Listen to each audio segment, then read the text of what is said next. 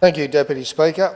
Today I rise to speak on the Building Legislation Amendment Bill, and as many in this chamber know, up until a few months ago I was a self-employed builder and have worked in the industry for about 30 years. So I'm glad to speak on this bill because it's actually my wheelhouse. It's something I'm passionate about, and I will congratulate the government. Most of the bill is I accept. I won't congratulate you too much. You're already up and about, so just calm down. But most of the bill is in pretty good nick, and but I do have concerns, and I'll just go through a few things. I believe things like the things that will have a positive impact on the construction industry are things like formalising and strengthening the role of state building surveyor. It's a good idea. Establishing a building monitor is very good for consumers. Enhancing a range of building approvals and processes, strengthening information sharing between different bodies, and strengthening governance arrangements of the Architects Registration Board. All those are very positive aspects of the bill. But I do have some concerns. The Minister has said that the intent of the bill is to protect the consumers, but in doing that, there is a lot of new red tape here, and that might create new costs when building a new home. I think, as a parliament, when we talk about consumer protection, we need to be careful about creating new red tape that in the end hikes up the price for consumers looking to build their family home. In the bill briefing, we were told that the intent of the bill was for high-risk construction only.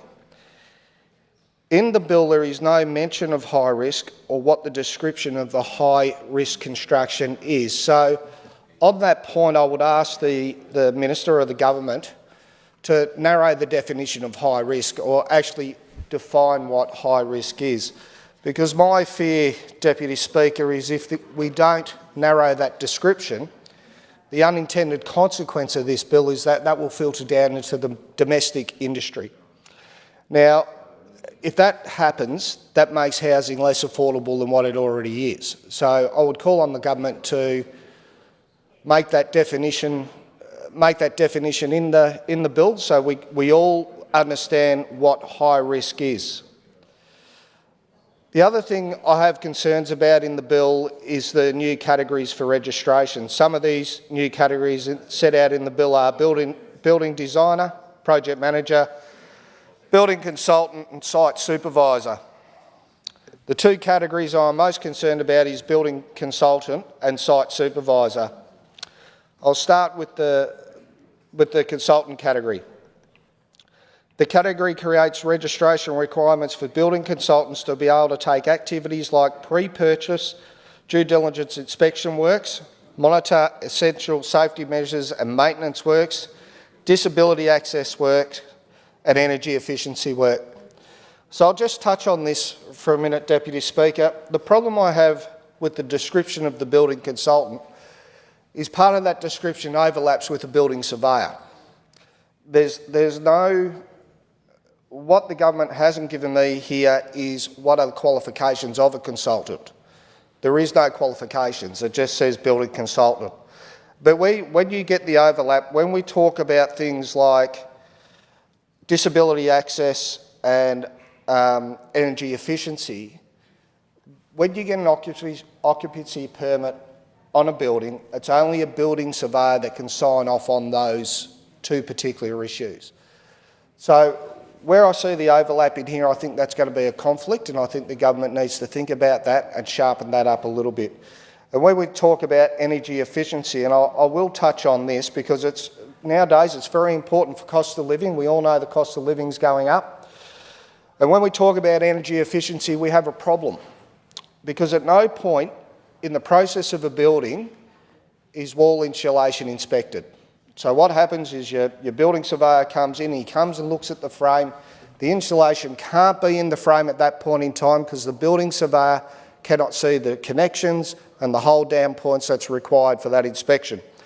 So he doesn't see the insulation go in the walls. So maybe if we're going to talk about energy efficiency and improving that and having a stop check for that, is at frame stage so a building surveyor can come in and actually inspect that the right insulation is in the walls, because essentially once the plasterwork's on the walls, it's too late.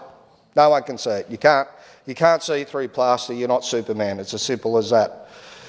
So I would like the government to work on that aspect of the bill. Now, when we go to the site supervisor category, I have concerns here as well, again because the lack of the description of a qualification of a site supervisor, and this comes back to my point previously about be very accurate in the determination of high risk, because the unintended consequence of this, if you do not define high risk, and this does filter down into the domestic construction industry, you could possibly lose by the qualifications a lot of site supervisors. A lot of site supervisors in the domestic construction industry may shock you to know, but they're not all carpenters. You could have ex-bricklayers, plasterers, painters, electricians. At Metricon Homes, for example, Australia's biggest home builder, train their site supervisors, right? But they're not necessarily a carpenter. So the unintended, I can see an unintended consequence if we don't define exactly what high risk is. This will filter down into the domestic construction market, and then we could have probably up to 60% of domestic site supervisors not being able to work because they don't have the adequate qualifications. A site supervisor on a 30-store building in Melbourne, completely different qualifications to a site supervisor building a slab-on-ground construction in Metro Melbourne somewhere. So the government really needs to tighten up on those two aspects of the bill. As I said previously, most of the bill I don't have a problem with, and I'm even more than happy to sit down with the Minister and their team and point them in the right direction in these categories where we can get to an agreement on the bill and the bill can get passed through. Essentially, I like the bill, but there is this unintended consequence that I'm very concerned about, that it will filter down into the domestic construction industry. And when you take into account that in Victoria you have about 310 to 330,000 construction workers, and over 2/3 of those work in the domestic construction industry. The other third are either in commercial or civil construction. So there is a very big portion of this where we've got to be very careful when we're putting this bill through. So in closing on this, I'm not going to repeat everything my colleagues have said through the day, but I would like the government to take on board my comments, because I think in this chamber, I don't know how many builders are in here, I might be the only one, but I do have a fair bit of experience in this section, and as I said previously, I'm more than happy to help the government to redefine this and get it to a place where it will pass through both houses. I think I'm giving the government too many compliments here, but I actually think it was a well thought out. Hey? I thought it was well thought out. See, this is what we can do with bipartisan work, okay? We can create good bills and they can move forward. It's a beautiful thing. It's how this chamber should work. It's not always that bloke up the back yelling at me, which he does all the time. But but no, I do congratulate the government, because most of the bodies that have seen this bill, they like this bill, they think it's a step in the right direction. I believe it's a step in the right direction, except for those points I've brought up. And that's what I want the government to focus on, adjust that, bring it back to the House so we can get it through the House.